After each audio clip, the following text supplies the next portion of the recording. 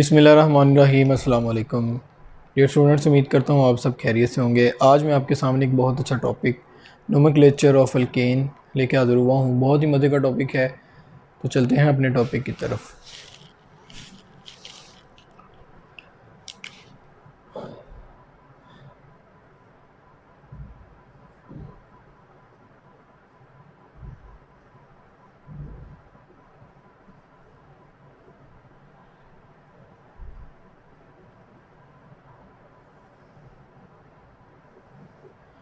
सबसे पहली बात कि एक सवाल पैदा होता है कि नोमेनक्लेचर क्या होता है। नोमेनक्लेचर या ये नोमेनक्लेचर के बारे में हम क्या जानते हैं, इसका ताल्लुक हमें पता चलेगा वैसे तो लेक्चर में, लेकिन एक छोटी सी बात बता दूं कि हर चीज़ का कोई ना कोई नाम होता है। जैसे मेरा, आपका, तो इसी तरह से कंपाउंड जो हम ओरिजिनेट करेंगे उनका भी नाम होगा। उसकी रीज़न ये है कि अगर कंपाउंड के हमें नाम नहीं पता होंगे तो हमें पता नहीं चलेगा कि ये फिर किस क्लास से है, किस कैटेगरी से है, इसका क्या फ़ायदा है, इसकी प्रॉपर्टीज़ क्या हैं। तो ये सब कुछ जानने के लिए हमें उनको कोई ना कोई नाम देने पड़ते हैं। इससे पहले मैंने आपको बता चुका हूँ कि नेमिंग देने के लिए हम लोग दो सिस्टम को फॉलो करते हैं। एक हमारे पास कॉमन नेम होते हैं जो हमने सेल्फ मेड बनाए हुए हैं लोकल लेवल पे, और एक हमारे पास इंटरनेशनल लेवल के मुताबिक होते हैं जिन्हें हम लोग सिस्टम के मुताबिक नाम देते हैं, और वो पूरी दुनिया के अंदर एक जैसे नाम हमारे पास आते हैं। अब नोमेनक्लेचर बेसिकली ये दूसरा सिस्टम है जिसमें हम लोग क्या करेंगे कि कंपाउंड्स को एक ऐसा नाम ऑर्गेनाइज करेंगे जो कि पूरी दुनिया के अंदर उस कंपाउंड का वही नाम होगा। तो यानी दूसरे अल्फाज में ये कह सकते हैं कि ये एक साइंटिफिक नेम है बेसिकली, जो साइंसदानों ने कुछ रूल्स के तहत कुछ कंपाउंड्स को ओरिजिनेट किया। तो हम देखेंगे कि वो कौन से रूल्स हैं जो हम अल्केन के अंदर डिस्कस करते हैं। तो सबसे पहले हम लोग रूल्स को वन बाय वन डिस्कस करेंगे और साथ साथ इनकी एग्जांपल्स भी डिस्कस करते चले जाएंगे। तो नंबर वन हमारे पास क्या है जी, हमने सबसे पहला काम क्या करना है, हमने लॉन्गेस्ट कंटिन्यूस चेन सिलेक्ट करनी है। ठीक है, मैं यहाँ पे लिखता चला जाता हूँ, locate the longest continuous chain of carbon atoms that give parent name of compound। अगर हमारे पास एक कंपाउंड है और उसमें देखें कि हम कैसे फिर उसकी सिलेक्शन करेंगे।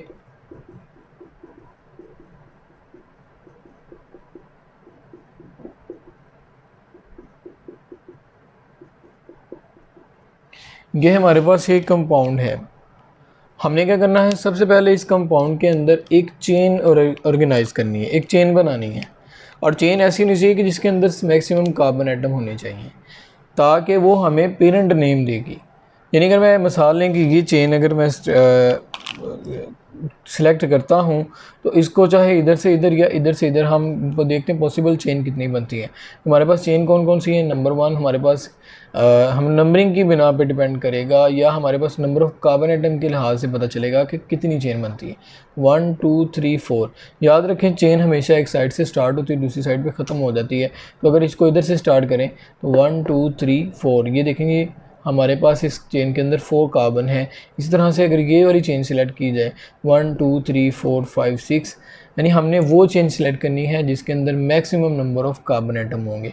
1 2 3 4 5 6 7। अब मेरे ख्याल में ये वो वाहिद चेन है जिसके अंदर maximum number of carbon atom मौजूद हैं।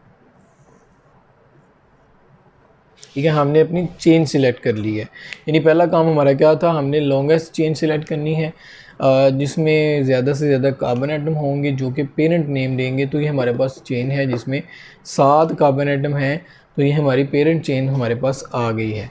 अगला काम हम क्या करेंगे, अब आगे हमने इसको नंबरिंग देनी है। ठीक है, तो नंबरिंग कैसे देंगे, numbering the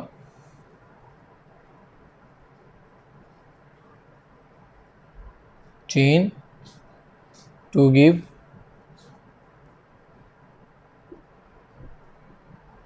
substituent a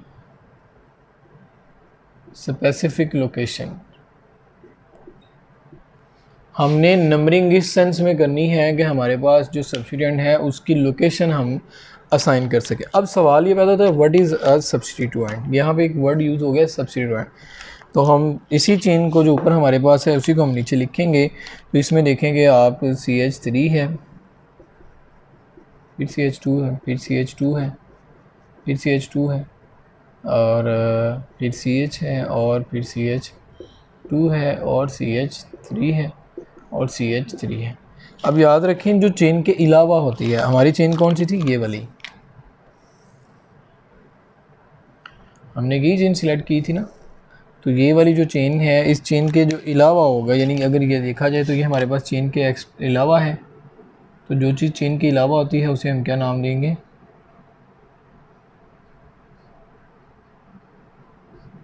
substituent का नाम देंगे। तो सब्स्टिट्यूएंट को भी नाम देना या नंबरिंग देना बहुत ज़रूरी है। तो हम नंबरिंग कहाँ से करेंगे, यानी नंबरिंग करेंगे इस लिहाज से, नंबर इस तरह से असाइन करेंगे कि जो सब्स्टिट्यूएंट है उसकी पोजीशन हम लोकेट कर सकें। अब उसके बाद सबसे पहला काम जब नंबरिंग के हवाले से हम करेंगे तो हम क्या करेंगे, देखें कहाँ से इसको नंबरिंग स्टार्ट करते हैं। तो नंबरिंग स्टार्ट करने के लिए हमारे पास पॉसिबिलिटीज़ जो है नंबरिंग की वो यहाँ पे 1 2 3 4 5 6 एंड 7। एक तो पॉसिबिलिटी हमारे पास ये वाली है कि हम नंबरिंग इधर से स्टार्ट करें। दूसरी हमारे पास पॉसिबिलिटीज़ क्या कौन सी है कि हम नंबरिंग जहाँ पे हमारी 7 नंबर जिसको हमने दिया वहाँ से स्टार्ट करें और इस साइड पे इसको लेके आए जहाँ पे सब्स्टिट्यूएंट करीब है। तो याद रखें नंबरिंग करने के लिए हमेशा हम नंबरिंग लोवेस्ट नंबर वहाँ से स्टार्ट करते हैं जहाँ पे हमारा सब्स्टिट्यूएंट करीब होगा। तो अगर मैं इधर से नंबरिंग स्टार्ट करूँ तो मेरा सब्स्टिट्यूएंट जो है ना वो 30 से नंबर पे आ रहा है, जबकि मैं अगर इधर से नंबरिंग स्टार्ट करूँ तो 1 2 3 4 एंड 5 तो मेरा जो सब्स्टिट्यूएंट है वो 5th नंबर पे आ रहा है। इसलिए ये वाली बात तो ठीक नहीं है। हम नंबरिंग लोवेस्ट पॉसिबल नंबर से स्टार्ट करेंगे, तो जहाँ से सब्स्टिट्यूएंट हमारा करीब होगा हम उधर से इसको नंबरिंग देंगे। तो ये हमने नंबरिंग इसकी कर ली है। अब आगे बात करेंगे, हमारे पास नेक्स्ट आता है जी, अगर किसी चेन के अंदर एक से ज़्यादा सब्स्टिट्यूएंट होंगे तो फिर क्या करेंगे। If a chain has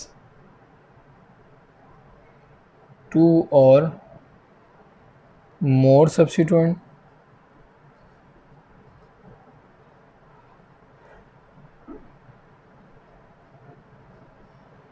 then give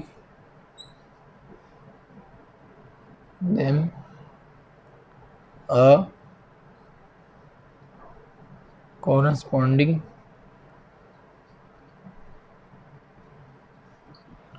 number. यानी अगर एक चेन में एक से ज़्यादा सब्स्टिट्यूएंट होंगे तो हम क्या करेंगे कि उस चेन को कॉरेस्पॉन्डिंग उस चेन में मौजूद जो सब्स्टिट्यूएंट हैं उनको कॉरेस्पॉन्डिंग नंबर देना बहुत ज़रूरी बात है। तो हम एक और चेन लिख लेते हैं। अब हमारे पास चेन जो है उसमें ये है CH3 CH, फिर CH है 2 है, और फिर CH2 है, फिर CH है, और CH3 है। अब देखिए यहाँ पे मैंने एक चेन अपने पास से बनाई है, ये मैंने इसी स्ट्रेट चेन सिलेक्ट की हुई है ऑलरेडी, ठीक है। तो इसमें अगर देखा जाए तो चेन में 2 सब्स्टिट्यूएंट मौजूद हैं, एक ये है और एक ये वाला है। तो हमने चेन को नंबरिंग इस तरह से करनी कि हर सब्स्टिट्यूएंट को एक ख़ास नंबर असाइन हो सके। तो नंबरिंग अब आप जहाँ से मर्ज़ी कर लें। ये हमारे पास है 1 2 है, 3 है, 4 5 एंड 6। उसकी वजह क्या थी कि मैंने जहाँ से मर्ज़ी नंबरिंग कर दी, उसकी रीज़न यही थी कि हमारे पास जो चेन है उसमें अगर देखा जाए तो सेकंड नंबर पे एक सब्स्टिट्यूएंट है अगर मैं इधर से नंबरिंग स्टार्ट करता हूँ। सेम केस अगर मैं इधर से नंबरिंग स्टार्ट करता हूँ तो यहाँ पे भी सेकंड नंबर पे आ रहा है। अब अगर मैं इधर से नंबरिंग प्रॉपर करता हूँ तो यहाँ पे 1 2 3 4 5 पे फिर आ रहा है, इधर भी 5 पे ही आ रहा है। तो नंबरिंग हम यहाँ से मर्ज़ी कर सकते हैं। हमारे पास 2 सब्स्टिट्यूएंट थे, उनको हमने क्या किया, एक ख़ास सब्स्टिट्यूएंट को नंबर असाइन कर दिया है। जब नंबर हम असाइन कर लेंगे तो उसके बाद हम क्या करेंगे, अगर तुम नेक्स्ट हमारे पास पॉइंट याद रखें, अगर तो जो सब्सिट्यूएंट हम यूज़ कर रहे हैं, जो हम नंबर यूज़ कर रहे हैं, अगर सॉरी जो चेन हम यूज़ कर रहे हैं, अगर उस चेन में एक से ज़्यादा और सेम टाइप ऑफ सब्सिट्यूएंट होंगे, शर्त है कि एक से ज़्यादा और सेम टाइप ऑफ सब्सिट्यूएंट होंगे, तो फिर हम इसके लिए क्या करेंगे, प्रीफिक्सेस का इस्तेमाल करेंगे। If two or more same types of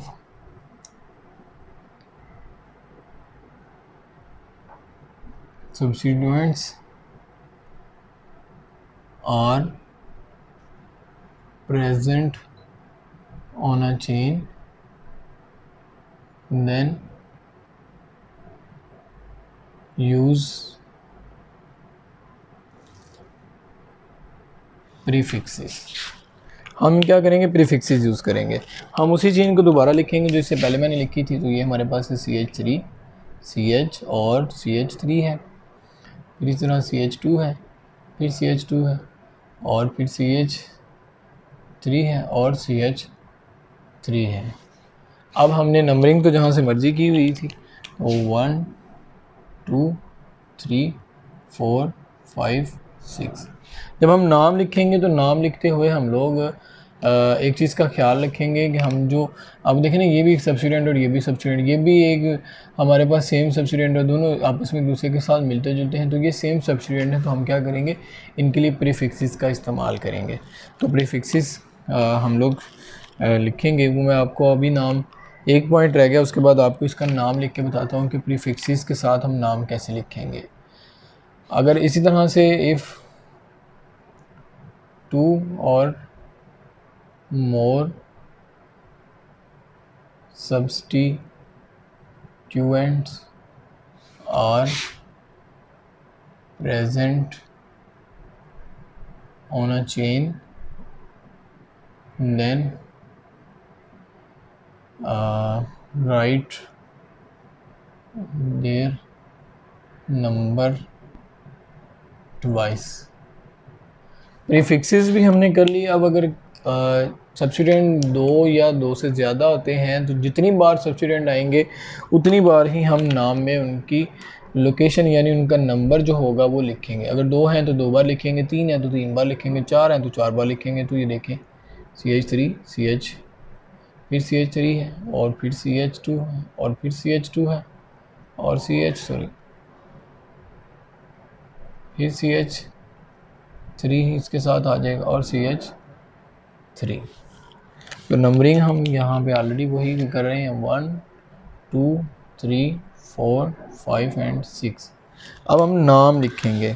नाम लिखते हुए मैंने आपको तीन बातें बताई थी कि जब भी हम नाम लिखेंगे तो पहले नंबर पे हम प्रीफिक्सेस यूज़ करेंगे, फिर उसके बाद पेरेंट नेम यूज़ करेंगे, और लास्ट पे हम लोग सुफिक्स का इस्तेमाल करेंगे। तो यहाँ पे देखेंगे आपके पास दो सब्सिट्यूएंट हैं, दोनों ही 2 बार आ चुके हैं। दो हैं तो दो बार इनके नाम, इनकी नंबरिंग लिखेंगे, नंबर लिखेंगे जो भी हमने इनको साइन किया है। तो 2 एंड 5, ठीक है, यानी इनको हमने सेपरेट कैसे करना है, कॉमा डाल के। अब उनके साथ हम लोग हाइफन यूज़ करेंगे। और जब दोनों सब्सिट्यूएंट एक जैसे होंगे तो मीथेन में से मैंने बताया था आपको कि जब हाइड्रोजन निकाल ली जाती है तो उसको हम क्या नाम देते हैं, मिथाइल। तो यहाँ पे देखेंगे एक चीज़ की हम गलती कर गए, क्योंकि जब दोनों सब्सिट्यूएंट सेम टाइप के होंगे तो हम यूज़ क्या करेंगे, प्रीफिक्सेस, जैसे डाई, ट्राई, टेट्रा, पेंटा। तो डाई मिथाइल, और उसके बाद हम पेरेंट नेम का इस्तेमाल करेंगे। पेरेंट हमारे पास है हेक्सेन, ठीक है, ये हमारे पास कंपाउंड का नाम हो गया। उसके बाद लास्ट वन है, अगर आपके पास कोई चेन जो है वो एक दूसरे के साथ एक से ज़्यादा चेन compete कर रही हैं, if two or more chains are competing with each other, then choose that chain that has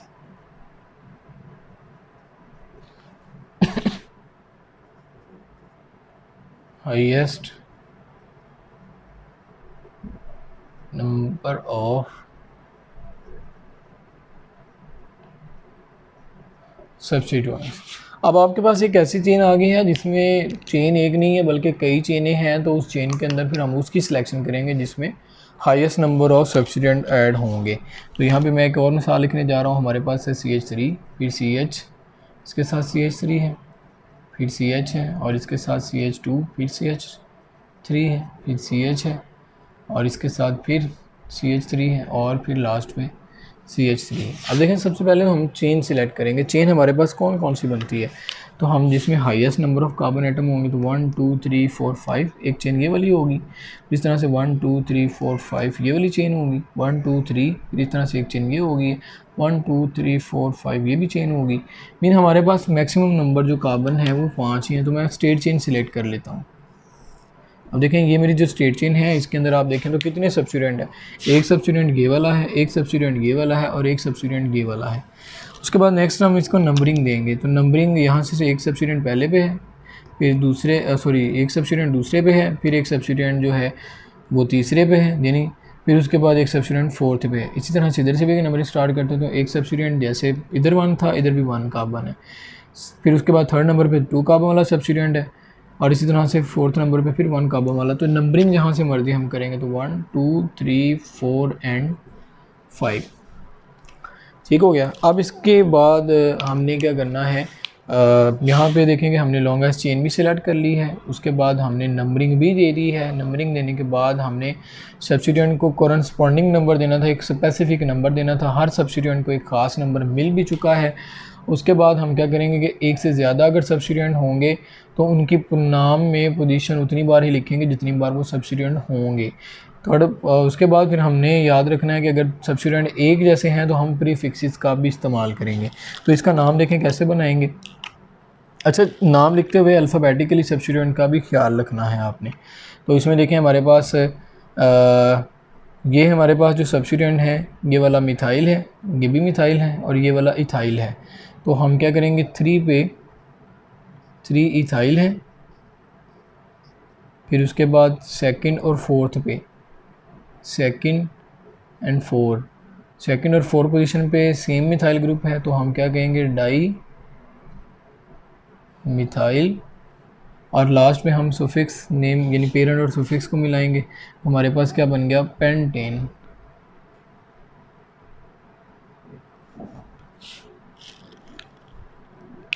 अच्छा जी, लास्ट वन हमारी एक आखिरी बात रह गई है कि अगर हमारे पास चेन का नाम, चेन एक से ज़्यादा है और उसके ऊपर सब्स्टिट्यूएंट भी एक से ज़्यादा हैं, तो हम चेन को नाम कैसे देंगे, जो लोवेस्ट पॉसिबल नंबर होगा। इफ़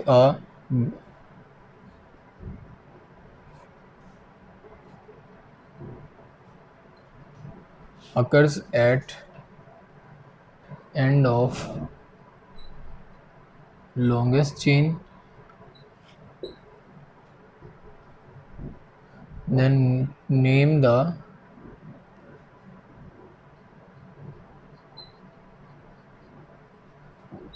chain that has 1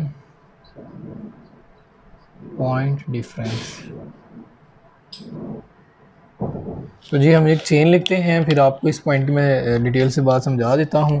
हमारे पास है जी CH3, फिर इसके बाद यहाँ पे CH3 आ गया, CH2 है, फिर यहाँ पे हम लोग CH2 और CH3 है और CH3। अब देखिए, सबसे पहली बात कि आखिरी पॉइंट है, तो हम अगर आपके पास नंबरिंग एक चेन जो है उसमें ब्रांच एंड पे ज़ाहिर हो रही हो, जैसे देखें ना ये चेन है तो ब्रांच एक इधर भी है और एक इधर भी है, हम वो चेन सिलेक्ट करेंगे जिसमें 1 पॉइंट का डिफरेंस होगा। ठीक है। तो बल्कि एक चीज़ और यहाँ पे मैं आपको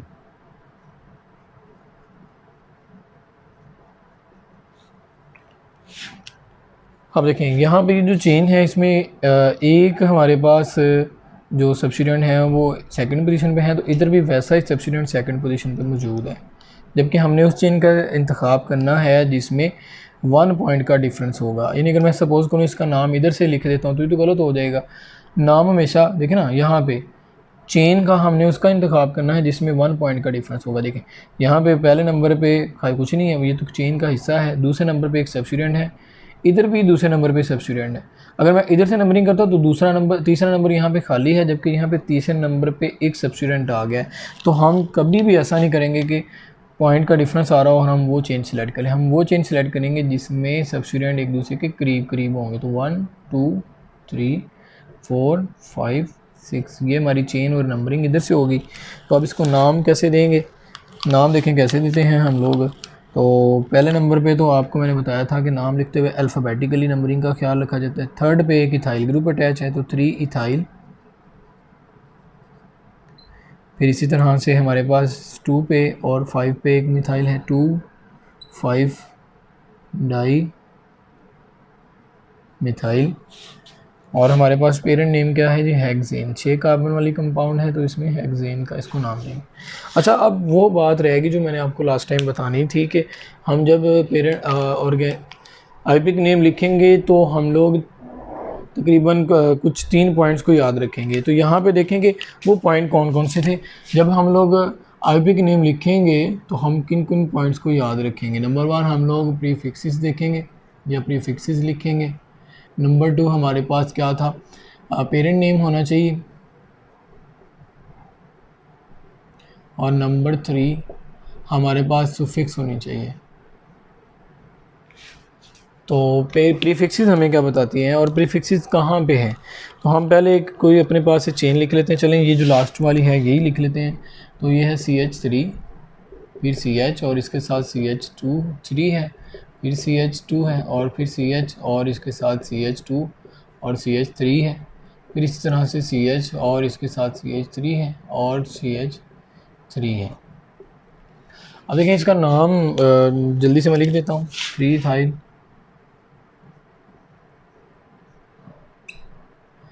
2 5 डाई मिथाइल और ये हेक्सेन है।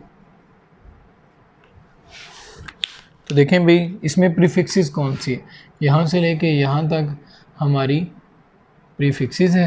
हेक्स जो है ये हमारा पेरेंट नेम है और एन जो है ये हमारी सुफिक्स है।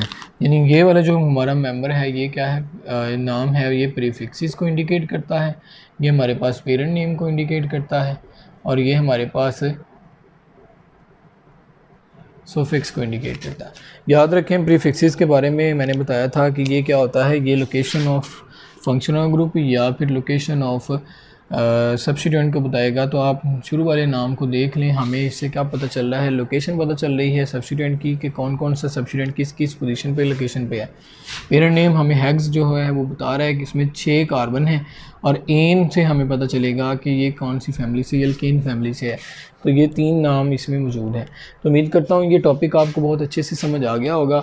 अगर आपको इसमें किसी किस्म की इन्फॉर्मेशन लेनी हो तो मुझे ज़रूर कमेंट्स करें और मेरे वीडियो को लाइक करें, शेयर करें और मेरे चैनल को सब्सक्राइब करना ना भूलिएगा। बहुत शुक्रिया, अल्लाह हाफ़िज़।